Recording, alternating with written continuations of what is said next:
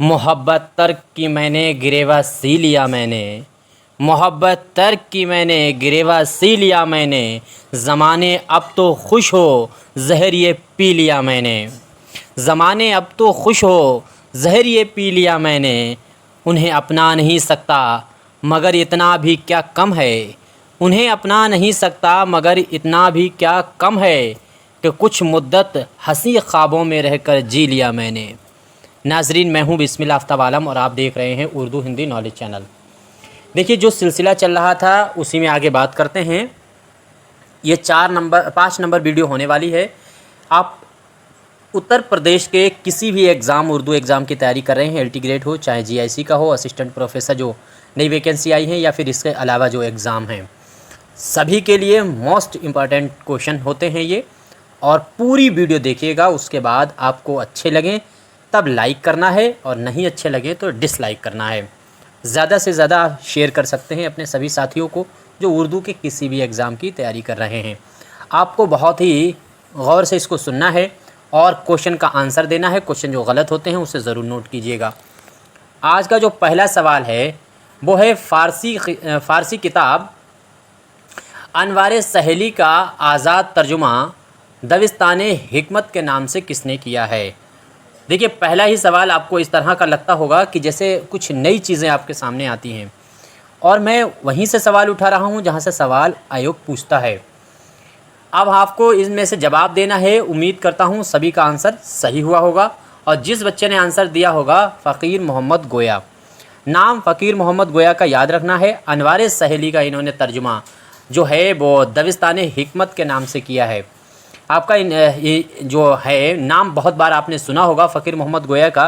जब जोश मलिहाबादी का ज़िक्र आता है तो इनका ज़िक्र भी होता है। बहरहाल ये दविस जो है इनका एक दीवान भी है, लेकिन इनकी ख़ास तौर से जो शोहरत हुई है वो इसी किताब के तर्जुमा की वजह से हुई है। आई थिंक क्लियर हो गया होगा। और ये दविस्तान लखनऊ के शायर माने जाते हैं।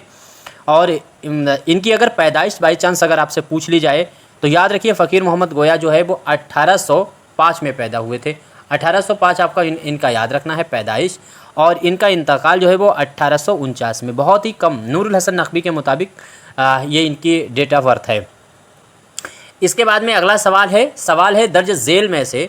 देखिए, मैंने क्या कहा था कि क्वेश्चन अगर गलत होते हैं तो ज़रूर बताइएगा, और जो क्वेश्चन आपको डाउट हो तो उसको भी कमेंट करके आप अपना मशवरा के तौर पे बता सकते हैं, लेकिन आपको क्लियर पहले कर लेना चाहिए, उसके बाद ही कमेंट करें। दर्ज झेल में से किस शायर का ताल्लुक़ महाराजा अलवर और महाराजा पटियाला के दरबार से था। देखिए, कौन सा शायर किसके दरबार से था, इस तरह के सवाल आपसे पूछे जाते रहे हैं और पूछे जाएंगे। इस तरह का अगर किसी के बारे में भी आपको कुछ पता चलता है तो वो आपको मालूम होना चाहिए। इसमें जिस बच्चे ने आंसर दिया है रजब अली बेग सुरूर।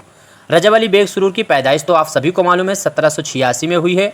1869 में इनका इंतकाल हुआ था, गालिब जिस साल में उनका इंतकाल हुआ है। और इनके वालिद का नाम आपको हर हाल में याद रखना चाहिए, मिर्ज़ा असगर अली जो हैं वो इनके वालिद साहब थे। अब यहाँ पे आपको दो दरबार तो पता चल गए। अलवर जो है, महाराजा अलवर के जो महाराजा थे उनके दरबार से जुड़े हुए थे, और महाराजा पटियाला के जो थे उनके वहाँ से ये जुड़े हुए थे दरबार से।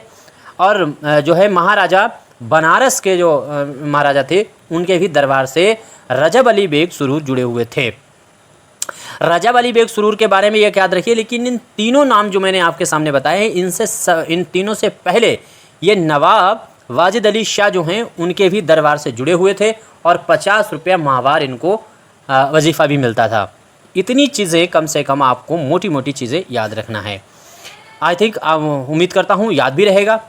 और इसके अलावा भी देखिए, एक और सवाल है इनसे रिलेटेड कि रजब अली बेग सुरूर की कौन सी दास्तान है जो चिड़ियों की दिलचस्प मोहब्बत का बयान करती है। यानी चिड़ियों की जो कहानियाँ मोहब्बत होती है तो उनमें जो है वो कौन सी दास्तान है जो सामने दी गई हैं स्क्रीन पर, जिसमें इस तरीक़े का बयान किया गया है। एक चीज़ नंबर 1 पर आपको याद रखना है कि ये चारों जो ऑप्शन आपको दिए गए हैं इनमें से आपको याद रखना है ये चारों जो हैं वो लिखी हुई इन्हीं की तसानीफ़ हैं। रजब अली बेग सुरूर की सुरूर सुल्तानी है, शर्र इश्क है, शगुफ़ा मोहब्बत है और गुलज़ार सुरूर है। आई थिंक चीज़ें आपको क्लियर हो रही होंगी। आप अपना मशवरा ज़रूर दीजिएगा। तो हम बात कर लेते हैं इस क्वेश्चन पे। ये इसमें क्या है कि इसमें पहले आप आंसर देखिए कि इसमें आंसर जो आपका सही होगा वो बी आंसर सही होगा। शरर इश्क आपको याद रखना है, जिसमें इन्होंने बयान किया है तो चिड़ियों की मोहब्बत, दास्तान मोहब्बत का बयान किया है। अच्छा, दूसरी चीज़, ये लिखने का काम इन्होंने 1856 में किया था। याद जब आ गया है तो फिर आपको नोट कर लेना चाहिए, 1856 में इस वाली दास्तान को इन्होंने लिखा था। ठीक है, अब इसके अलावा देखिए और भी चीज़ें इनके बारे में जो है वो आपको मालूम होने चाहिए। जैसे इनकी जो यहाँ पे शगुफ़ाए मोहब्बत दिया गया है, इसके बारे में भी आपको मालूम होना चाहिए, शगुफ़ाए मोहब्बत के बारे में। तो मोहब्बत के जो पेचो ख़म हैं और मोहब्बत में दुश्वारियाँ जो होती हैं उनके बारे में, और उनके सॉल्यूशन जो है उनका मतलब उनसे निकला कैसे जा सकता है, ये तरकीब बताने का काम किया गया है शगुफ़ाए मोहब्बत में। आई थिंक आपको क्लियर हुआ होगा। अगले सवाल पे बात करते हैं। सवाल है कि दर्ज झेल में से किस दास्तान का मौजू जो है वो इखलाक तसव्वुफ़ है। तो इखलाक तसव्वुफ़ जो है वो किसका मौजू है, जो यहाँ पे सामने ऑप्शन दिए गए हैं इन्हीं में आपको जवाब देना है। उम्मीद करता हूँ सभी का आंसर सही हुआ होगा और फटाफट जवाब देने की कोशिश कीजिए। तो इसमें आपका आंसर जो जिस बच्चे ने दिया होगा बी, उसका आंसर एकदम सही है। गुलज़ार सुरूर का नाम आपको याद रखना है। गुलज़ार सुरूर का मौजू जो है वो इखलाक तसव्वुफ़ है। मौजू बहुत जल्दी पूछ रहे हैं और रजब अली बेग सुरूर जो है वो हर एग्ज़ाम के लिए इम्पॉर्टेंट हैं। अच्छा, दूसरी चीज़, ये वही तसनीफ़ है, ये गुलज़ार सुरूर, जिस पे गालिब ने जो है वो तक़रीज़ लिखी थी। तो गालिब ने, अगर ये पूछा भी जा चुका है कि गालिब ने किस किताब पे तक़रीज़ लिखी है इनकी, तो वो आपको याद रखना है गुलज़ार सुरूर का नाम। इसके बाद में जैसे एक चीज़ और भी आपको याद रखना चाहिए, जैसे शबिस्तान मोहब्बत है, यह आपका पहला वाला ऑप्शन देखिए। इसके बारे में आपसे पूछा जा सकता है कि वो कौन सी तसनीफ़ है जिसमें अलिफ लैला जो है उसका किस्सा बयान किया गया है। अभी असिस्टेंट प्रोफेसर जो यूपी का हुआ था उसमें ये पूछ लिया था कि अलिफ लैला का तर्जुमा इन्होंने किसके नाम पे किया था। अब आप में से देखें किसको पता है कि अलिफ लैला का जो तर्जुमा शबिस्तान मोहब्बत में किया है मुख्तसर, वो किसकी फरमाइश पे किया है, आपको कमेंट करके बताना है। ये सारे क्वेश्चन जो हैं वो आपको मेरी बुक शाहीन में मिलने वाले हैं और इसको आप अपने घर बैठे मंगा सकते हैं। शाहीन जो स्क्रीन पे दिख रही है, जो नंबर दिख रहा है उस पर कॉन्टैक्ट करके आप मंगा सकते हैं। उर्दू के किसी भी एग्ज़ाम की तैयारी कर रहे हैं 2000 क्वेश्चन इसी तरह के ऑब्जेक्टिव प्रैक्टिस के लिए दिए गए हैं, बाकी 47 इसमें इंपॉर्टेंट टॉपिक दिए गए हैं। आप चाहें तो इसका इंडेक्स वाली वीडियो भी देख सकते हैं। अब आगे देखिए और भी बातें करते हैं। तो इतनी चीज़ें आपको मालूम हो गई हैं उम्मीद करता हूँ। और इसके बाद में जो ख़ास चीज़ है, सी वाला ऑप्शन जो है सुरूर सुल्तानी को भी देख लीजिए। इसके बारे में आपको याद रखना है, सुरूर सुल्तानी जो शाहनामा फिरदौसी की लिखी हुई है, उसी वाले किस्से के कुछ हिस्से को तर्जुमा करके या खुलासा करके ये लिखा गया है सुरूर सुल्तानी। ये चीज़ भी आपको सुरूर सुल्तानी का याद रखना है। अब अगले सवाल पे बात करते हैं। थोड़ा सा ज़्यादा हो जाता है लेकिन आप फ्री होकर के देखा कीजिए तो आपको बहुत फ़ायदा होगा। आगे है, दर्ज झेल में से किस सिन्फ को आधी मुलाकात के नाम से जाना जाता है। 4 ऑप्शन जो आपके सामने हैं, उम्मीद करता हूँ उसी में आपको जवाब देना है। और आधी सिन्फ के तौर पे जाना जाता है ख़त। ख़त में आधी मुलाकात, चूँकि उसमें एक तरफ़ा बात होती है, वन साइड टॉकिंग होती है, तो एक ही तरफ की बात आती है, इसीलिए इसको जो है वाहिद मुतकल्लिम का सेगा भी इसमें इस्तेमाल होता है, सफ़रनामे में भी इस्तेमाल होता है। इसी तरह इसीलिए ख़त को जो है वो क्या कहा जाता है, अधूरी मुलाकात।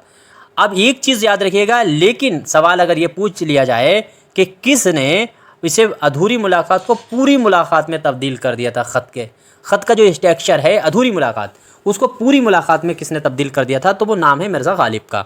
गालिब ने ख़तों में बहुत नए नए तजर्बात किए थे और इसलिए उनका नाम बहुत ही अहम है ख़तों में।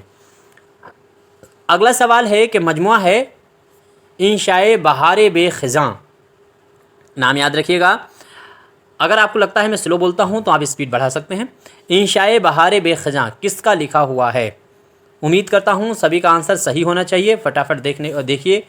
और इसमें देखिए, जैसे ऑप्शन के तौर पे अगर हम बात करें तो इसमें ऑप्शन सही जो है वो आपके सामने होने वाला है बी आंसर, यानी ग़ुलाम इमाम शहीद। ग़ुलाम इमाम शहीद का नाम आपको याद रखना है। अब इनके बारे में ख़ास चीज़ें याद रख लीजिए। जैसे अगर इनकी पैदाइश पे बात करो तो 1804 में इनकी पैदाइश हुई है। ग़ुलाम इमाम शहीद, मैंने नाम हटा दिया निशान। अब देखिए, ग़ुलाम इमाम शहीद जो हैं 1804 में पैदा हुए और उसके बाद में 1876 में इनका इंतकाल हुआ। इनका वतन जो है वो आपको याद रखना चाहिए, अमेठी जो ज़िला है वही इनका वतन है। अमेठी ज़िला उत्तर प्रदेश का है। और दूसरी चीज़, इन्होंने जो इस्लाह ली है वो कतील से ली है। पहले ये कतील से इस्लाह लेते थे और फिर उसके बाद शायरी में इनके उस्ताद कतील है, और उसके बाद इन्होंने मुसाफ़ी से भी इस्लाह सुखन किया है। तो ये 2 नाम आपको किसी भी कीमत पे नहीं भूलना चाहिए। उम्मीद करता हूँ सभी को मालूम भी होगा। अच्छा, दूसरी चीज़, मौलूदा शरीफ जो है, मौलूदा शरीफ के नाम से इनका मजमुआ भी शाया हो चुका है। मौलूदा शरीफ ये हर हाल में आपको याद रखना है। मौलूदा शरीफ किसका है? तो ग़ुलाम जो है इमाम शहीद का नाम आपको याद रखना है। आई थिंक सभी का आंसर सही हुआ होगा। तो इन्हीं की लिखी हुई यह तसनीफ़ थी जो मैंने आपके सामने रखी है। दूसरी तसनीफ़ है, तो 2 ही तसनीफ़ें इनकी याद रखिएगा। देखिए, मोटी मोटी चीज़ें मैं फिर से रिपीट करता था। ग़ुलाम इमाम शहीद हैं। पैदाइश पूछी जाए तो 1804 है। इंतकाल पूछा जाए तो 1876 में है। वतन इनका पूछा जाए तो अमेठी में है। इन्होंने जिससे इस्लाह ली है शायरी में, तो पहले कतील से ली है, बाद में मुसाफ़ी से ली है। और फिर इसके बाद में अगर चीज़ और भी ज़्यादा आगे की जानने की कोशिश है तो दोनों तसानीफ़ें, इंशाए बहार बेख़ज़ां इनकी तसनीफ़ है और इनका मजमुआ है दूसरा, और पहला मजमुआ जो इनका याद रखना है वो मौलूद शरीफ है। बस इतना ही चीज़ें आपको याद रखनी चाहिए। इसके बाद में अगला सवाल है रश्क लालो गौहर और खानावाए जंग। तो खानावाए जिगर, ये दोनों तसानीफ़ें आपको याद रखना है। आपके सामने ऑप्शन है, वो दोनों तसानीफ़ों के लिखे हुए हैं, इनको देख सकते हैं। और अब आप नीचे ऑप्शन देख सकते हैं, ग़ुलाम गौस बेखबर हैं, ग़ुलाम इमाम शहीद हैं, या फिर मिर्ज़ा गालिब, या फिर रजब अली बेग सुरूर। एक चीज़ याद रखिए, जो ऊपर के 2 ऑप्शन हैं इनमें क्या है कि ग़ुलाम जो शहीद हैं इनके दामाद ही ग़ुलाम गौस बेखबर हैं। ग़ुलाम गौस बेखबर जो हैं वो दामाद हैं किसके हैं? ग़ुलाम इमाम शहीद के। ये चीज़ आपको रिलेशन अगर देखना है तो याद रखिएगा। अब इसमें जिस बच्चे ने आंसर दिया होगा ए, उसका आंसर सही है, ग़ुलाम गौस बेखबर। ग़ुलाम गौस बेखबर जो हैं उन्होंने ही रश्क लालो गौहर और खानावाए जिगर जो है वो लिखी हुई तसानीफ़ें हैं। दोनों तसानीफ़ें आपको याद रखना है, इन्हीं की लिखी हुई हैं। अच्छा, दूसरी चीज़, जब इतनी बात आई है तो इनके बारे में भी जान लीजिए, क्योंकि इम्पॉर्टेंट है। लखनऊ जो दबिस्तान है उसके बहुत ही अहम शायरों में ये लोग गिने जाते हैं। तो इनका नाम आपको याद रखना है। देखिए, 1824 में तो इनकी पैदाइश हुई है। 1824 आपको हर कीमत पे याद रखना है कि 1824 में इनकी पैदाइश हुई है। इंतकाल इनका 1905 में हुआ है। इनका वतन जो है वो कश्मीर था। ग़ुलाम गौस बेखबर जो हैं उनका वतन जो है वो कश्मीर था। ये चीज़ आपको किसी भी कीमत पे नहीं भूलना चाहिए। बाकी इनके बारे में देखिए, इन्होंने और भी बहुत सी चीज़ें, जैसे खुतूत का मजमुआ भी इन्होंने लिखा है और उसका नाम फ़ुगा बेखबर आपको याद रखना है, वो खुतूत का मजमुआ है। तो ग़ुलाम गौस बेखबर के खुतूत का मजमुआ का नाम है फ़ुगा बेखबर। ये इनके खुतूत का जो है और मज़ामीन का मजमुआ है। ये चीज़ आपको याद रहे। और इंशाए बेखबर आपके सामने दिख रही, तो ये भी इंशाए बेखबर भी खुतूत का ही है। ये भी चीज़ आपको याद रखना है। अब अगला देखिए, सर सैयद अहमद ख़ान ने यतीम खाना किस शहर में कायम किया था?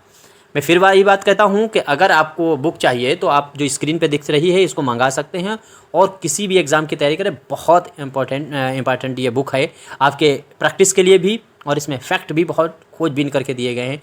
चूँकि जितना अनुभव मेरे पास था, 2017 से हम पढ़ाते हैं और 22 वाले 19 वाले में सिलेक्शन हुआ है, और 7 बच्चे जो इस बार असिस्टेंट प्रोफेसर में अपने यूट्यूब के बच्चे जो चुने गए हैं, इंटरव्यू के तक पहुँचे हैं एग्ज़ाम को निकाल कर, उनकी भी लिस्ट, अगर उन्होंने कहा कि सर अभी फ़ाइनल हो जाए फिर उसके बाद हम इंटरव्यू देंगे, तो उनके भी नाम और उनकी वीडियो हम आपके सामने लाएंगे, कोशिश करेंगे। अब रिवाज चल चुका है कि तो फिर दिखाना ज़रूरी है। सर सैयद अहमद ख़ान ने यतीम खाना किस शहर में कायम किया था? मैं ये बात कई बार आपसे कह चुका हूँ कि देखिए, आपको अच्छा लगता है तो लाइक करना चाहिए, नहीं अच्छा लगता मैं खुलकर कहता हूँ आपको डिसलाइक करना चाहिए। और वीडियो हासिल करने के लिए सब्सक्राइब कर सकते हैं। जुड़ना है, अगर देखना है और भी वीडियो देखने हैं तब आप जुड़िएगा, सब्सक्राइब करिए, वरना कोई ज़रूरत नहीं है। तो इसमें आंसर आपका जो बच्चे ने जवाब दिया होगा मुरादाबाद, उसका आंसर सही है। देखिए, सर सैयद के बारे में जो ख़ास चीज़ें हैं वो सभी को मालूम होती हैं, तो इन पे एक्सप्लेन करने की कोई ज़रूरत नहीं। मैं उस चीज़ को नहीं लाना चाहता बार बार रिपीट, इसीलिए मैंने किताब में भी वो चीज़ें नहीं शामिल की हैं जो जिसके बारे में सब कुछ हर किसी को पता है। 9th का बच्चा, 10th का बच्चा, उसके भी हाई स्कूल उर्दू के शायरों के बारे, अदीब के बारे में जिन चीज़ों के बारे में पता है उसकी बात करना फजूल है, टाइम बर्बादी है। अब इनके बारे में जो ख़ास बात है वो ये कि मुरादाबाद में इन्होंने जो यतीम खाना कायम किया था और इन्होंने एक शिफा खाना भी कायम किया था। आप में से देखना चाहता हूँ वो कौन बच्चा है जो बताएगा कि इन्होंने शिफा खाना जो है वो कहाँ कायम किया था, किस शहर में कायम किया था। आपको इसका जवाब देना है। उम्मीद करता हूँ सभी का आंसर सही हुआ है। तो फिर आगे अगले सवाल पर बढ़ते हैं। सवाल है, दर्ज झेल में से सर सैयद की कौन सी तसनीफ़ इस्तदलाली यानी मुदद्दल अंदाज़ बयान की बेहतरीन मिसाल है। मैं कोशिश करता हूँ कि किसी भी सूरत से उर्दू सीख जाऊँ। मैं उर्दू का स्टूडेंट नहीं रहा, हिंदी का स्टूडेंट रहा, और मैंने हिंदी में बहुत सारी कविताएं लिखी हैं और बहुत सारी किताबों में हम शाया भी हो चुके हैं हिंदी में। लेकिन उर्दू में हम आपके सामने कोशिश करते हैं और आप मुझे बताएंगे कि मेरी गलतियाँ कहाँ पे रहती हैं। मैं आपका बेहद शुक्रगुज़ार रहूँगा। तो इसमें क्या है, इस्तदलाली और मुदद्दल अंदाज़ बयान जो यानी मुदद्दल अंदाज़ बयान किया गया है, इन्होंने इस्तेमाल किया है, तो वो दर्ज झेल में से कौन सी तसनीफ़ है। सवाल को एक बार आप पढ़ लीजिए। देखिए, जो ऑप्शन आपको चारों दिख रहे हैं, ये चारों के चारों ऑप्शन के बारे में आपको मालूम होना चाहिए कि ये चारों ऑप्शन जो है वो सर सैयद के ही रिलेटेड हैं, उन्हीं ने ही काम किया है। और आपका आंसर अगर ख़तवात अहमदिया दिया है तो आपका बिल्कुल सही है। देखिए, आपको एक अंग्रेज़ था विलियम जो है मेयोर, तो उसने क्या करा था, उसने एक किताब लिखी थी लाइफ ऑफ मोहम्मद, उसी के जवाब में इन्होंने ख़तवात अहमदिया लिखा था। तो ये मुदद्दल मद्दाही अंदाज में लिखी गई है और ये चीज़ आपको याद रखना चाहिए। इस तरह का सवाल अगर बना दिया तो बहुत टफ हो जाता है, और ये आपके लिए ही नहीं, हर उस स्टूडेंट के लिए टफ हो जाता है जो जिसने ज़्यादा किताबों का मुताला नहीं किया या जिसने जो है वसी मुताला नहीं किया। आपको एग्ज़ाम गवर्नमेंट नौकरी का हासिल करने के लिए बहुत ज़्यादा बीच का मुताला चाहिए होता है, और असिस्टेंट अगर जो है यूजीसी नेट का एग्ज़ाम निकालना है तो आपको गहरा मुताला चाहिए। दोनों में फ़र्क होता है, बहुत गहरे ज़रूरत नहीं, बहुत ज़्यादा के मुताले की ज़रूरत होती है। अलग अलग चीज़, ढेर राइटरों के बारे में आपको मालूम होना चाहिए। अब ये सवाल है आपके सामने, सवाल आपके सामने है कि दर्ज झेल में से किस अदीब को 2 कानूनी किताबें लिखने के बदले डिप्टी कलेक्टर के ओहदे पर फाइज किया गया था। आप खूब गौर से सवाल को सुनिए, सवाल को सही से पढ़िए, और जो गलती आपकी अगर होती है, हमेशा से चली आई है, उसको सुधारा नहीं तो वो गलती आपकी एग्ज़ाम में कमज़ोरी बनेगी। आप प्रैक्टिस कीजिए, ऐसा ना हो कि आपसे आगे प्रैक्टिस करने वाला बंदा निकल जाए। और जिन बच्चों ने बहुत ढेर सारी तादाद में किताबें ख़रीदी हैं उनका बहुत बहुत शुक्रिया, और वो बच्चे यकीनन बहुत अच्छी फ़ाइट करेंगे। राजस्थान का अभी टीजीटी का एग्ज़ाम हुआ है, तो अपनी किताब से लगभग 58-57 क्वेश्चन फंसे हैं। जिन बच्चों ने बताया है उनका बहुत बहुत शुक्रिया, चाहे वो फ़रजंद हों या रवीना हों, मुबीन हों, इन लोगों के नाम हमें याद हैं जिन्होंने मुझे फ़ोन करके बताया था। आपका बहुत बहुत शुक्रिया। तो इसमें आपका सवाल का जवाब होना चाहिए, देखिए अगर आपने बी आंसर दिया है तो सही है, मुहसिनुल मुल्क का नाम याद रखिए। ज़्यादातर बच्चों ने दिया होगा नज़ीर अहमद, तो नज़ीर अहमद अगर दिया है तो आपको बिल्कुल गलत है। आपको मुहसिनुल मुल्क का नाम आपको याद रखना है। ये भी ऐसे ही इंसान थे जिन्होंने कानूनी किताबें लिखी और इसकी वजह से अंग्रेज़ों ने खुश होकर के इनको डिप्टी कलेक्टर बना दिया था। डिप्टी नज़ीर अहमद भी डिप्टी कलेक्टर रहे, लेकिन वो ताज़राते हिंद जो उन्होंने किताब लिखी थी IPS की धारा को, उस वजह से आगे बढ़ाए गए कानून के ओहदों पर पहुँचे। लेकिन 2 कानूनी किताबों को तर्जुमा किया है, उनको लिखा है कानूनी रूप से, कानून की बहुत अच्छी जानकारी थी मुहसिनुल मुल्क को, तो उस वजह से डिप्टी कलेक्टर बनाए गए हैं मुहसिनुल मुल्क। इनका नाम याद रखिएगा। मुहसिनुल मुल्क जो हैं 1817 को ये पैदा हुए थे। देखिए सर सैयद के रुफ़का हैं और सर सैयद भी इसी सन में पैदा हुए, उसमें ही ये पैदा हुए हैं। इनका असल नाम आपको याद रखना है, सैयद मेहदी अली जो है वो इनका असल नाम था। ये चीज़ आपको नहीं भूलना है। और किस शहर में पैदा हुए हैं, तो ये इटावा में पैदा हुए हैं, ये बात भी आपको याद रखनी चाहिए। अच्छा, दूसरी चीज़ है, इनको और कई लक़ब, जैसे मुहसिनुल मुल्क जो है वो इनका लक़ब है, इनको जो है वो एक तरह का ख़िताब मिला हुआ था रियासत की तरफ से। साथ ही साथ में इनको मोहसिनुद दौला का भी ख़िताब मिला हुआ था, और साथ ही साथ में इनको मुनीर नवाज़ जंग का भी ख़िताब मिला था। तो तीनों ख़िताब जो हैं वो किसके पास थे, मुहसिनुल मुल्क के पास। कौन कौन सा, तो मुहसिनुल मुल्क तो नंबर 1 पे है, मुहसिनुद दौला जो है दूसरे नंबर पे, और तीसरे नंबर पे आपको याद रखना है तो मुनीर नवाज़ जंग आपको याद रखना है इनके बारे में। आई थिंक क्लियर हो गया होगा, चीज़ें आपको मालूम हो गई होंगी। दूसरी बात इनके बारे में एक और याद रखना है कि हैदराबाद ये चले गए थे, तो हैदराबाद में जो है इनकी ऐसी इज़्ज़त थी हैदराबाद के अंदर कि इनको इसी वजह से जो है वहाँ बेताज जाना जाता था। तो बेताज बादशाह के तौर पे किसको जाना जाता था, मुहसिनुल मुल्क। इतनी चीज़ें आपको याद रहनी चाहिए।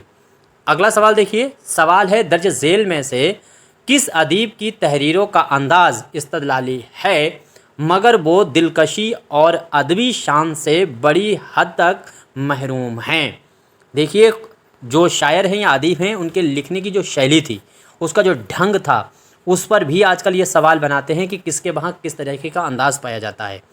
तो सभी लोग जो हैं इस तरीके के क्वेश्चनों पर ध्यान दीजिएगा, जिस तरह के सवाल आजकल बन रहे हैं। देखिए, अगर आपने जितनी भी वीडियो पीछे देखी होंगी, तो उनमें मैं आपको डीप से डीप ले जाने की कोशिश करता हूँ प्रैक्टिस में, ताकि आपके सामने अगर 10-15 क्वेश्चन जो टफ आते हैं वो भी आप बहुत आसानी से हैंडल कर लें। या तो वो सीधे के सीधे क्वेश्चन आपके सामने फंसेंगे एग्जाम में, या फिर ऐसे फंसेंगे कि उनके चारों ऑप्शन देख करके आप आंसर लगा देंगे कि इसमें ये होगा आंसर। ये चीज़ ऐसी कोशिश मेरी है, और कहाँ तक मैं कामयाब होता हूँ ये तो आप ही जान सकते हैं और आप ही बता सकते हैं। मैं तो बार बार कहता हूँ कि आप अपना मशवरा ज़रूर दिया कीजिएगा। देखिए, इसमें जिस बच्चे ने आंसर दिया होगा ए, उसका आंसर सही है चिराग अली। चिराग अली की ये खूबी है जो आपके सामने दिखाई जा रही है। इसको एक बार रिपीट करके फिर से पढ़ लीजिएगा कि किस अदीब की तहरीरों का अंदाज़ इस्तिलाली है, मगर वो दिलकशी और अदबी शान से बड़ी हद तक महरूम है। ये बात आपको याद रहे। अच्छा, चिराग अली 1846 को पैदा हुए और 1895 को इनका इंतकाल हो गया। इनका भी आबाई वतन आपको याद रखना है कश्मीर है। चिराग का भी वतन कहाँ है? तो कश्मीर है। ये चीज़ आपको नहीं भूलना है। बस इतनी ख़ास बहुत ज़्यादा चीज़ें इनके बारे में नहीं आपको मालूम होनी चाहिए। बस जो चीज़ें मैंने बताई हैं इतनी ही काफ़ी हैं। बच्चों के लिए क़स्स-ए हिंद नाम की नज़म किसने लिखी थी? तो क़स्स-ए हिंद जो है वो नज़म किसकी है? सीधी सिंपल सी बात है। ये पूछना चाह रहे हैं कि क़स्स-ए हिंद जो है वो किसकी लिखी हुई नज़म है, ये बात आपको बताना है। तो नज़म ये उम्मीद करता हूँ सभी को मालूम ही होगा। तो ये आपको मालूम होना चाहिए मोहम्मद हुसैन आज़ाद। जिस बच्चे ने आंसर दिया होगा सी, उसका आंसर सही है। सी आंसर आपको है। क़स्स-ए हिंद जो है वो नज़म है आज़ाद की, लेकिन ये किसके लिए है? तो बच्चों के लिए है। ये बात, इसकी खूबी आपको नहीं भूलना है। ख़ास तौर से खूबी पर बात होनी चाहिए। आज़ाद की पैदाइश, इंतकाल, सब चीज़ आपको मालूम ही है। इसलिए इन सब चीज़ों पे ना बात करके दूसरी चीज़ों पर हम इनके बारे में जो चीज़ें नहीं मालूम है उस पर बात कर लेते हैं। जैसे एहतिशाम है। एहतिशाम ने आज़ाद के बारे में क्या कहा था? उर्दू नस्र को परवान अता करने वालों में एक बड़ी शख्सियत का नाम मोहम्मद हुसैन आज़ाद है। ये कौल आज़ाद के लिए एहतिशाम का कहा हुआ है। दूसरी चीज़, एहतिशाम के बारे में राम बाबू सक्सेना का भी एक कौल आपको याद रखना चाहिए। आज़ाद की इबारत में भाषा की सादगी और बेतकल्लुफ़ी, अंग्रेज़ी की साफ़ गोई और फ़ारसी की हुस्नकारी सब एक जान हो गई हैं। ये भी कॉल आपसे कई बार पूछा जा चुका है। ये दो कॉल आपको याद रखना चाहिए आज़ाद से मुतालिक। एक बात और भी कि इंशाए का सुबह काज़िब जो है वो कहा जाता है आज़ाद के दौर को, और सुबह सादिक जो है वो रशीद अहमद सिद्दीकी जो हैं उनके दौर को कहा जाता है इंशाए का। इसी तरह से जैसे इनका एक मजमून लिखा हुआ है मोहम्मद हुसैन आज़ाद का, सच और झूठ का रज़्मनामा, आई थिंक यही नाम है, सच और झूठ का रज़्मनामा। इसमें क्या किया गया है? ये सच और झूठ में इसमें जो है सच का नाम जो है वो सदाकत माना गया है। सच का नाम सदाकत तो है ही है, लेकिन उसके साथ साथ दो तरह के किरदार चलते हैं। एक जैसे भूत प्रेत और एक होता है मलिका या हूर का। तो जो सच की बात कही गई है जो है ये इन्होंने सच और झूठ का जो रज़्मनामा लिखा है, इसमें इन्होंने मलिकाए सदाकत जो है ज़मानी किसको कहा है? तो सच को कहा है। और साथ ही साथ में इन्होंने इसी के अंदर जो है दरोगाए देवज़ात जो है वो किसको कहा है? तो वो झूठ को कहा है। यानी झूठ का दरोगा कौन है? वो झूठ जो है वो देव जो होते हैं उनका दरोगा है। तो इस तरह की बात इन्होंने इसमें कही है। मलिकाए सदाकत मतलब सच्चाई के लिए कहा सच और झूठ के रज़्मनामा में, और मलिकाए साथ ही साथ में दरोगाए देवज़ात किसे कहा? तो झूठ को कहा है। ये चीज़ आपको याद रखिएगा इस जो है मजमून में। अल्ताफ़ हुसैन हाली के बारे में आपको याद रखना चाहिए। अल्ताफ़ हुसैन हाली की अहम पहली नसरी किताब कौन सी है?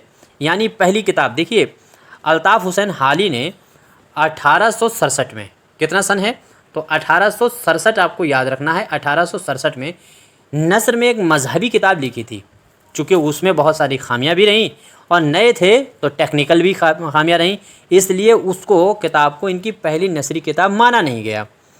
उसके बाद में जो ख़ास तौर से इनकी पहली नसरी किताब मानी गई है, सबसे पहले वो मानी गई है मजालिसुन निसा। 400 रुपये इस पर इनाम मिला था आई थिंक। तो इस किताब को माना गया है और यही आपको लगाना है, मजालिसुन निसा जो है वो इनकी पहली अहम नसरी तसनीफ़ मानी जाती है, ये बात याद रखिएगा। बाकी इनके हयात जावेद जो है जैसे दूसरे नंबर पे दे रखा है, तो सर सैयद की ज़ख़ीम और जो है मबसूत बड़ी तवील जो है इसमें उनके सवानाए को बयान किया गया है, इसीलिए मददुल मद्दाही शिबली ने इस किताब को कहा था।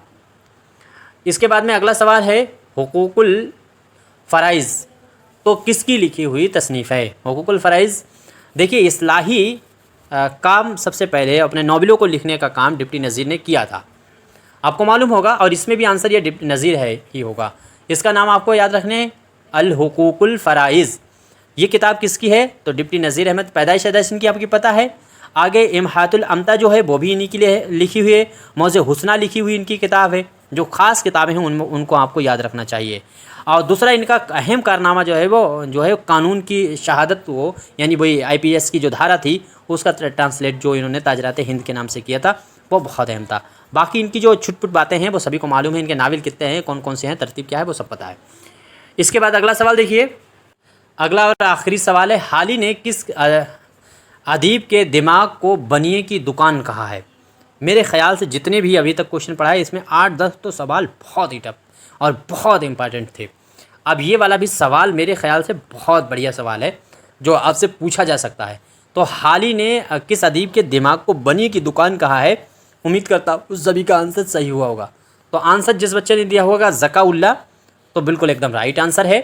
ज़काउल्लाह को ही दिमाग को बनिए की दुकान कहा गया है। 1832 में ज़काउल्लाह पैदा हुए, 1910 में इनका इंतकाल हुआ। ये चीज़ आपको मालूम ही होगी और हर किसी को मालूम होना चाहिए। अच्छा, दूसरी बात, इनका जो सबसे 143 किताबें लिखी हैं ज़काउल्लाह ने, सबसे बड़ा जो काम है वो तारीख़ हिंदुस्तान। तारीख़ हिंदुस्तान किसने लिखी है? तो ज़काउल्लाह ने लिखी है और इसको लिखा है 10 जिल्दों में। ज़काउल्लाह ने तारीख़ हिंदुस्तान को लिखा है 10 जिल्दों में। ये किसी भी कीमत पे नहीं भूलना चाहिए। बस अब बताइए, यहाँ तक कोई क्वेश्चन गलत हुए हों तो बताइएगा, आपका कोई मशवरा है तो बताइएगा। क्वेश्चन अच्छे लगे तो लाइक कीजिए, नहीं अच्छे लगे तो डिसलाइक कीजिए। स्क्रीन पे आपको जो मेरी बुक दिख रही है इसको मंगाइएगा और एक बार पढ़िएगा ज़रूर, और फिर उसके बाद एग्ज़ाम देने जाइएगा। 2 महीने लगेंगे इस किताब को रटने में और इसका एक एक पॉइंट आपको हर कीमत पर रटना है अगर एग्ज़ाम निकालना है, बढ़िया से तैयारी करनी है। तो बाकी आपका कोई मशवरा है तो कमेंट कर सकते हैं। आप ढेर सारे ग्रुप इसको स्टेटस में लगा सकते हैं, ढेर सारे ग्रुप में शेयर कर सकते हैं, जहां से ऐसे बच्चे इससे जुड़ पाएँ जिनको शायद इस वीडियो की या इस तरह के क्वेश्चनों की ख़ास ज़रूरत हो। आगे वीडियो अगर देखना हो तो आप चैनल को सब्सक्राइब कर सकते हैं। शुक्रिया।